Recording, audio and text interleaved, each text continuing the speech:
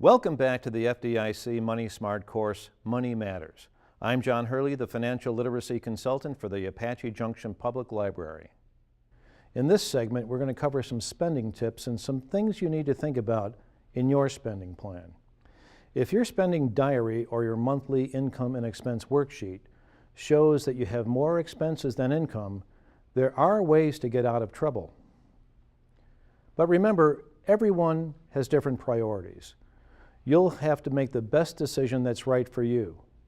Normally, it's most important to pay your necessary household expenses first, like your rent or mortgage, utilities or food. You need to think about the health and safety of your family when you make these types of decisions. You always want to have a roof over your head, water, electricity, and food on the table.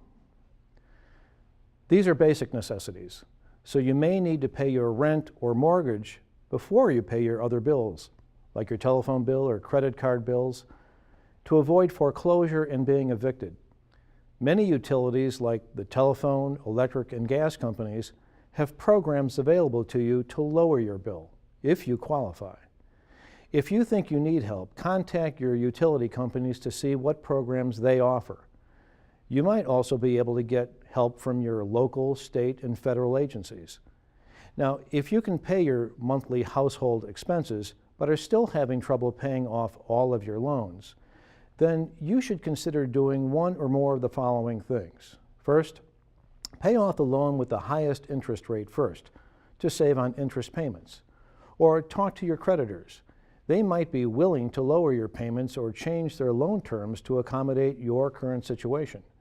And some creditors might even offer extensions to you or accept smaller payments from you over a longer period of time, or accept partial payments from you. Now, another approach is to get credit counseling. You might want to contact a reputable credit counseling company, especially if you can't develop a spending plan and stick to it, or if you can't work out repayment plans with your creditors, or if you can't keep track of your bills. Many credit counseling companies are nonprofits and will work with you to solve your financial problems. They can advise you on managing your money and your debts and help you develop a spending plan. And they offer free education materials and workshops. Their counselors are certified and trained in the areas of consumer management, consumer credit, money management, debt management, and counseling. And they're going to talk with you about your financial situation and help you develop a personalized plan to solve your money problems. Now, an initial counseling session with them will typically last an hour, with an offer from them for follow-up with you later on. And finally, you could declare bankruptcy, but only do this as a last resort. Now, bankruptcy is a legal proceeding that adjusts the debts of people who cannot meet their credit obligations. It does eliminate most debts. However, you still have to pay certain back taxes, child support, alimony, and student loans, just as some examples. And using bankruptcy may end up forcing you to pay higher interest rates on credit in the future.